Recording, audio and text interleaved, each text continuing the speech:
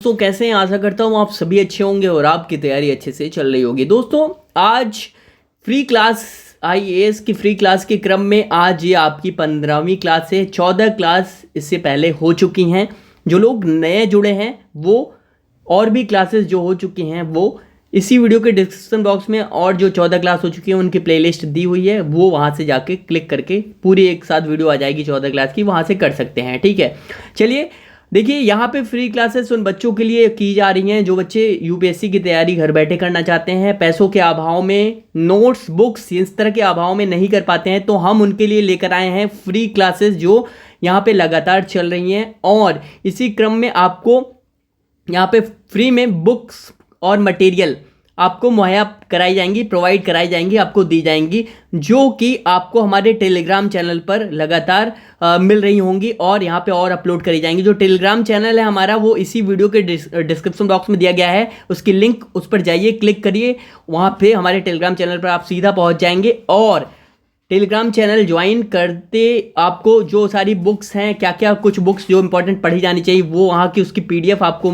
लगातार मिलती रहेगी, और जो यहाँ पे चीज़ें पढ़ाई जा रही हैं मटेरियल वो भी आपको सारी चीज़ें आपको मिलती रहेंगी। ठीक है, तो प्लीज़ इस वीडियो को अपने दोस्तों तक भी शेयर करें, अपने ग्रुप में, व्हाट्सएप ग्रुप में शेयर करें, अपने फेसबुक ग्रुप में शेयर करें, ताकि और लोग भी जुड़े, ताकि हम बेहतर कंटेंट आपको मुहैया करा सकें। और आपकी क्लासेस जो है, अब आपकी जो क्लास है वो हिस्ट्री की जल्दी शुरू होने वाली है, वो आपको शाम तक या फिर किसी भी वीडियो के माध्यम से आपको जल्दी बता दी जाएगी। ठीक है, तो चलिए शुरू करते हैं आपके लेक्चर नंबर 15 को। आज आर्टिकल आप 21 हम पढ़ रहे हैं और पॉलिटी का ये लेक्चर चल रहा है। तो आर्टिकल 21 में हमने कुछ प्रोग्रेस को देखा था, कुछ इंपॉर्टेंट जजमेंट को देखा था कोर्ट के, और इसी को आगे हम बढ़ाते हुए अब हम आज मेनका गांधीवाद पे पहुंच चुके हैं, और कानून में क्या क्या बदलाव किए हैं कोर्ट ने, उसके कानून में जो बदलाव किए हैं, विचारों में परिवर्तन किए हैं, वो हम देखेंगे यहाँ पे।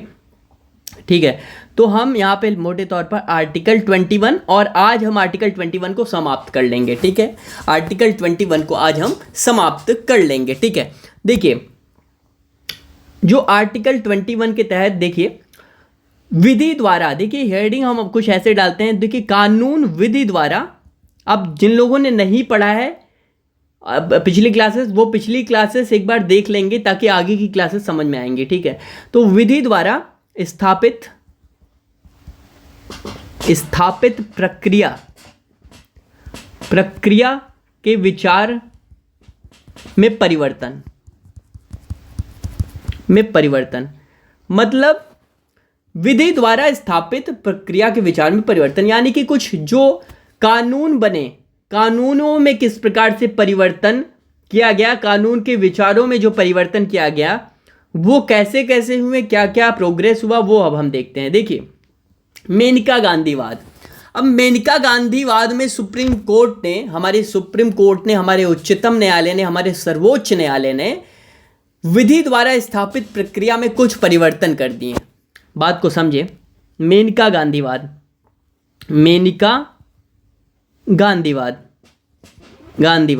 अब ये जो मेनका गांधीवाद है वो पासपोर्ट से जुड़ा हुआ मामला था, और ये पासपोर्ट, मेनका गांधी के पासपोर्ट को जब्त कर लिया गया था, और जब सरकार विदेश मंत्रालय से इस पर पूछा गया तो वो सही तरीके से याचिकाकर्ताओं को जवाब नहीं दे पाई, और यही था आपका मेनका गांधीवाद। पासपोर्ट से जुड़ा मामला था, और सुप्रीम कोर्ट, अगर आप किसी के पासपोर्ट को जब्त करते हो तो कहीं ना कहीं आर्टिकल 21 का उल्लंघन होता है। आपको कहीं भी जाने, आपके मोबिलिटी पर रोक नहीं लगाया जा सकता। ठीक है, आप इधर उधर आप कहीं जा सकते हो। तो पासपोर्ट को जब्त करना आर्टिकल 21 से जोड़ा गया था और याचिका दायर की गई थी। तो ये मेनका गांधीवाद था। तो सुप्रीम कोर्ट ने इस मेनका गांधीवाद में सुप्रीम कोर्ट ने विधि द्वारा स्थापित कुछ प्रक्रिया थी, कुछ प्रोसीजर था, उसमें परिवर्तन कर दिए। ठीक है, तो मोटे तौर पर हम ये कह सकते हैं कि सुप्रीम कोर्ट ने क्या किया, यहाँ पे सुप्रीम कोर्ट ने विधि द्वारा स्थापित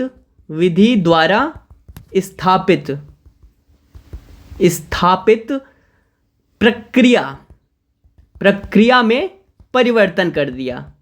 क्या कर दिया? परिवर्तन कर दिया।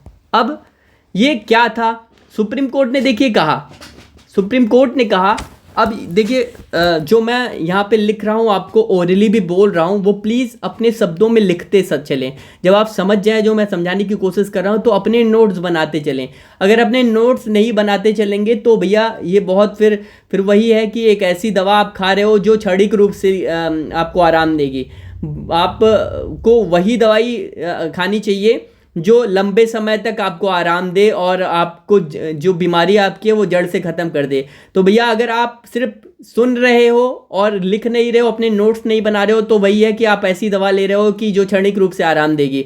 आपको अगर सरवाइव करना है लॉन्ग टाइम तक तो आपको अपने नोट्स बनाने होंगे, ठीक है। जो बोल रहा हूँ उसे अपने शब्दों में लिखना होगा, ठीक है।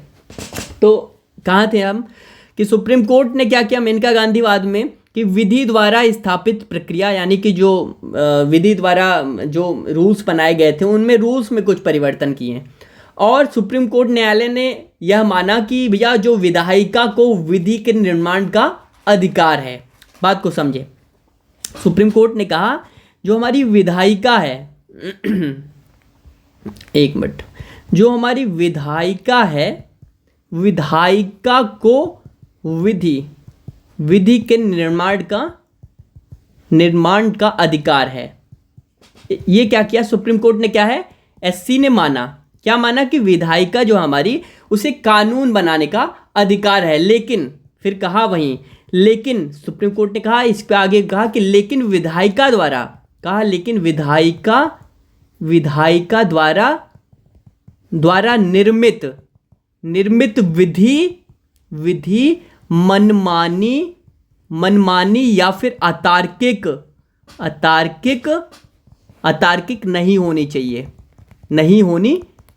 चाहिए। बात को समझें, सुप्रीम कोर्ट ने कहा कि विधायिका तो बना सकती है भैया, विधायिका जो है वो कानून का निर्माण तो कर सकती है, लेकिन विधायिका जो कानून का निर्माण कर रही है वो मनमाना नहीं होना चाहिए। बात को समझिए, कुछ भी आप कानून नहीं बना सकते, उसके लिए कोर्ट बैठा है। किस चीज़ के लिए? संविधान की व्याख्या करने के लिए, वो डंडा लगाने के लिए बैठा है कोर्ट, ठीक है। तो कहा भैया क्या आप बनाओ, बिल्कुल बनाओ, लेकिन ऐसी विधि मत बनाओ जिसमें विधि मनमानी हो या अतार्किक नजर आए, ठीक है। तो सुप्रीम कोर्ट ने इस पर और एक्सपेंड किया, और इसे नोट डाउन करते हैं, चले मैं इसे इरेज कर रहा हूँ। देखिए सुप्रीम कोर्ट ने और बातें करी। सुप्रीम कोर्ट ने कहा कि भैया एक मिनट, इसे मैं इरेज करता हूँ। सुप्रीम कोर्ट ने कहा कि विधि जो है उचित होनी चाहिए, बता रहा हूँ इसे। सुप्रीम कोर्ट ने और देखिए, और सुप्रीम कोर्ट ने कहा सुप्रीम कोर्ट ने कहा कि भैया कि जो उच्चतम न्यायालय ने ये कहा कि जो विधि है वो उचित और तार्किक होनी चाहिए, यानी कि जो विधि है वो क्या होनी चाहिए, उचित होनी चाहिए। अब क्या होनी चाहिए, और तार्किक होनी चाहिए। क्या होनी चाहिए, आपकी जो विधि होनी चाहिए वो क्या होनी चाहिए, तार्किक होनी चाहिए, यानी कि वैलिड होनी चाहिए। और जिसे न्यायपालिका ने विधि की उचित प्रक्रिया का नाम दिया, क्या नाम दिया, ये इंपॉर्टेंट है, क्या नाम दिया, विधि की उचित प्रक्रिया, इसका नाम दिया। किसका? विधि की उचित प्रक्रिया का नाम दिया। अब ये विधि की उचित प्रक्रिया क्या है मैं आपको बताता हूं। पहले मैं आपको फिर से बता दूं कि क्या क्या सुप्रीम कोर्ट ने कहा कि जो विधि है वो क्या होनी चाहिए, उचित होनी चाहिए, और क्या होनी चाहिए, तार्किक होनी चाहिए। और यही जो कहा कि विधि उचित और तार्किक होनी चाहिए, उसको क्या नाम दिया, विधि की उचित प्रक्रिया का नाम दिया। अब इसका क्या मतलब है, देखिए चलिए, इसका ये मतलब होता है कि सुप्रीम कोर्ट ने इसका मतलब बताया, कहा कि मात्र विधि बनाकर किसी को जीवन के अधिकारों से वंचित नहीं किया जा सकता। बात को समझे, ये जो विधि की उचित प्रक्रिया को सुप्रीम कोर्ट ने खुद क्या किया, डिफाइन किया, और कहा कि मात्र विधि बनाकर, एक मिनट, मात्र विधि बनाकर यानी मात्र कानून बनाकर, विधि बनाकर किसी को जीवन के अधिकारों से वंचित नहीं किया जा सकता, ठीक है, किया जाएगा, बल्कि विधि सही और उचित तार्किक भी होनी चाहिए। बात को समझें, बल्कि क्या कहा, बल्कि जो विधि है, बल्कि विधि उचित और क्या होनी चाहिए, और तार्किक होनी चाहिए, तार्किक होनी चाहिए। तो ये क्या है, ये सुप्रीम कोर्ट ने लगातार आपकी जो विधायिका द्वारा जो कानून बनाए गए हैं उस पर क्या किया, उस पर जायजा लेता है। लगातार सुप्रीम कोर्ट का काम ही है कि हमारे जो संविधान है, हमारा जो कानून बनकर आ रहा है उसको व्याख्या भी करता है, उसको विस्तृत रूप भी देता है। जो कानून बना रही है हमारी संसद, क्या वो कानून कहीं उल्लंघन तो नहीं कर रही है हमारी जो कॉन्स्टिट्यूशन है, ठीक है, हाँ, व्यक्ति के जो फंडामेंटल राइट हैं उनका उल्लंघन तो नहीं है। तो सुप्रीम कोर्ट ने कहा कि भैया मात्र विधि बनाकर किसी के जीवन के अधिकारों से वंचित नहीं किया जाएगा, बल्कि विधि जो होनी चाहिए, वो कानून बनाया जा रहा है वो उचित और क्या होनी चाहिए, तार्किक होनी चाहिए। ठीक है, तो ये कुछ मेनका गांधीवाद में आगे सुप्रीम कोर्ट ने अपने जजमेंट दिए और इसको डेवलपमेंट्स के रूप में हम लिख सकते हैं। और एग्ज़ाम में जब आता है तो इन पॉइंट्स को जब आप कोट करते हो तो भैया ये पॉइंट्स आपको औरों से अलग करती हैं। ठीक है, चलिए इसको मैं इरेज करता हूँ और एक मामला टॉपिक जो है अंतिम टॉपिक है इस आर्टिकल का, और इसके बाद आपकी जीवन के अधिकार के मामले समाप्त हो जाएंगे। देखिए, अब देखिए एक मुद्दा आता है कि जीवन के अधिकार में क्या शामिल नहीं होता। ठीक है, बहुत सी चीज़ें हमने देख ली ये शामिल होती, लेकिन क्या शामिल नहीं होता। अब ये क्यों टॉपिक पढ़ाया जा रहा है, क्योंकि बहुत से ऐसी सिचुएशन आती हैं जब ये ऐसा प्रश्न उठ जाता है कि जीवन के अधिकार में क्या ये भी शामिल है, में क्या शामिल नहीं होता। देखिए, अब जीवन के अधिकार में मोटे तौर पे मैं बता दूं आपको, जब अभी मैं केस में ले जाता हूं आपको, इस केस में अंदर ले जाऊंगा, लेकिन सीधे तौर पे मैं आपको बता दूं कि मृत्यु का अधिकार, यानी कि मृत्यु का अधिकार मतलब मुझे मार दिया जाए, मुझे आत्महत्या का अधिकार, ठीक है, खुद की हत्या का अधिकार, मृत्यु होने का अधिकार, मृत्यु पाने का अधिकार, ये आपके जीवन के अधिकार में शामिल नहीं होता। यानी कि मृत्यु का अधिकार ये क्या है, ये शामिल नहीं होता। किसमें शामिल नहीं होता? किसमें? जीवन के अधिकार में। किसमें? जीवन के अधिकार में ये शामिल नहीं होता। अब देखिए, आपको मालूम होगा कि 2016 सन 2016 में जैन धर्म में एक अनुयायी के द्वारा व्रत रखने के दौरान उसका निधन हो गया था। सन 2016 में जैन धर्म के एक अनुयायी की मामला था। जैन धर्म का एक अनुयायी फॉलोअर था जैन धर्म का।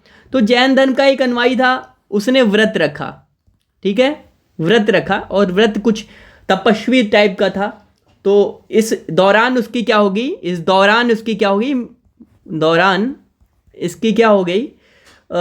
निधन हो गया उसका। ठीक है, निधन हो गया। तो जब इसका निधन हो गया तो ये जो जैन धर्म है, आप मालूम है आपको, जैन धर्म में संथारा एक प्रथा है। संथारा, जैन धर्म में संथारा के द्वारा क्या होता है, ये जो व्रत है उसे कहते हैं जैन धर्म में संथारा।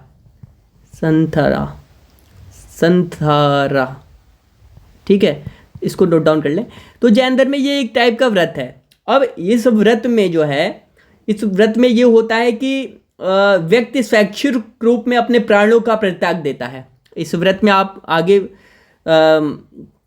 पढ़ोगे, हिस्ट्री में भी ये चीज़ें आएंगी। ठीक है, तो इसमें क्या है, स्वैच्छिक रूप में क्या होता है, इसमें स्वैच्छिक रूप में अपने प्राणों का परित्याग, अपने प्राणों का परित्याग मतलब प्राण त्याग देना। ठीक है, इस संथारा में होता है।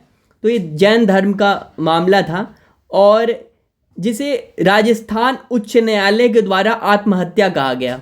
बात को समझें, इसको जो ये प्रथा है, इसको राजस्थान उच्चतम न्यायालय ने क्या किया, राजस्थान हाई कोर्ट ने इससे क्या किया, इसको राजस्थान HC ने इसे क्या कहा, इसको कहा कि भैया ये आहत्या कहा, ठीक है,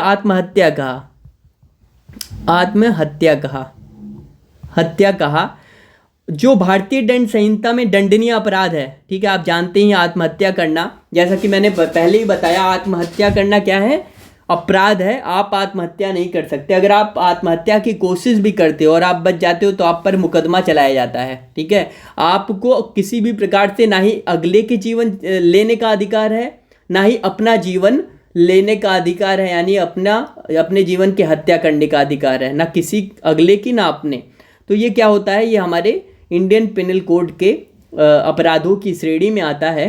तो राजस्थान हाई कोर्ट ने कहा भैया ये आत्महत्या, इसको कहा संधारा को, जो स्वैच्छिक रूप में अपने प्राणों का परित्याग दिया जाता है, और इसको दंडनीय अपराध की श्रेणी में माना। लेकिन जो जैन धर्म के अनुयायी थे, यानी कि जो जैन धर्म के फॉलोअर्स थे, उनका मानना है, उनका तर्क है कि आत्महत्या जो है, आत्महत्या मानसिक विक्षिप्तता का परिणाम है। बात को समझे, ठीक है।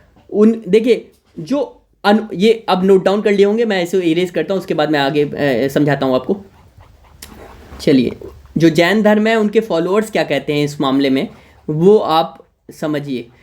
देखिए, जैन धर्म के फॉलोअर्स कहते हैं, उनके अनुयायी कहते हैं, जैन धर्म के अनुयायी के अनुसार, अब इनके अनुसार क्या है, ये कहते हैं कि आत्महत्या क्या है, ये कहते हैं आत्महत्या मानसिक विक्षिप्तता है। क्या है, मानसिक विक्षिप्तता है, और मानसिक विक्षिप्तता का क्या है, परिणाम है, ठीक है, परिणाम है, ठीक है। और कहते हैं, जबकि संधारा, जो इनकी प्रथा है संधारा, उसको कहते हैं संधारा एक आध्यात्मिक और धार्मिक अनुभव है। बात को समझें, उनका मानना है ये क्या है, एक आध्यात्मिक और धार्मिक अनुभव है।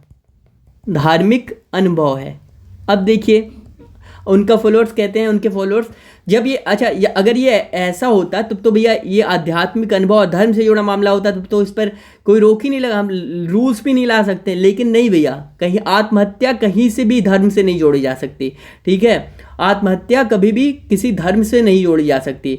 आप इसे आत्महत्या को अध्यात्म का नाम नहीं दे सकते, आप इसे धर्म से नहीं जोड़ सकते, ठीक है। तो ये उनके अनुयायी ये मानते हैं, ठीक है। चलिए, इरेज करता हूँ इसको। और एक मामला जो अभी करंट, जो अभी वर्तमान में जो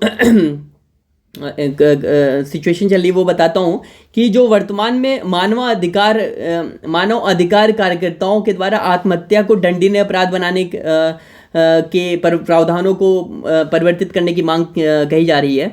तो ये सारे आपके करंट के क्या हैं, करंट के मामले हैं। और जब भी कभी इस तरह का करंट का मामला न्यूज़ में आए, ठीक है, आपके इर्द गिर्द न्यूज़ में आए, तो उसे प्लीज़ अपडेट करते चलें, अपनी कॉपी में अपडेट करते चलें। और करंट के मामलों से ये जुड़ा हुआ है पॉलिटी सब्जेक्ट, बहुत अधिक संख्या में करंट के टॉपिक्स को उठाकर आपके कोर्स से जोड़ते हैं, ठीक है।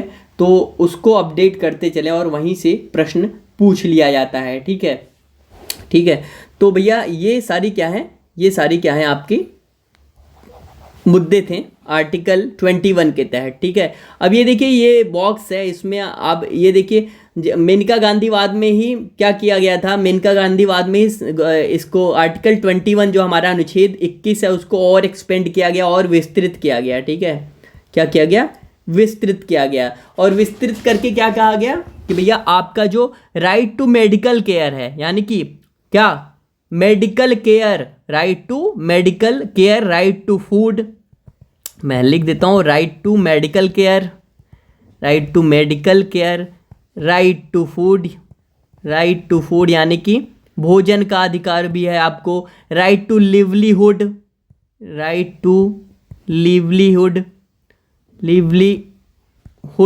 ये सारे अधिकार। राइट टू शेल्टर, मतलब घर गृह का अधिकार जो, ठीक है, ये सारे देखो, right to shelter, right to education, ये सारे अधिकार इसी में आते हैं। राइट टू एजुकेशन, ठीक है। राइट टू हेल्दी इन्वायरमेंट, यानी कि स्वच्छ पर्यावरण में हमारा जीवन जीना। अब देखिए यूपीएससी ने इस पर प्रश्न पूछा था, दिवाली में पटाखे बैन किए थे, तो इस पर प्रश्न पूछ लिया गया था।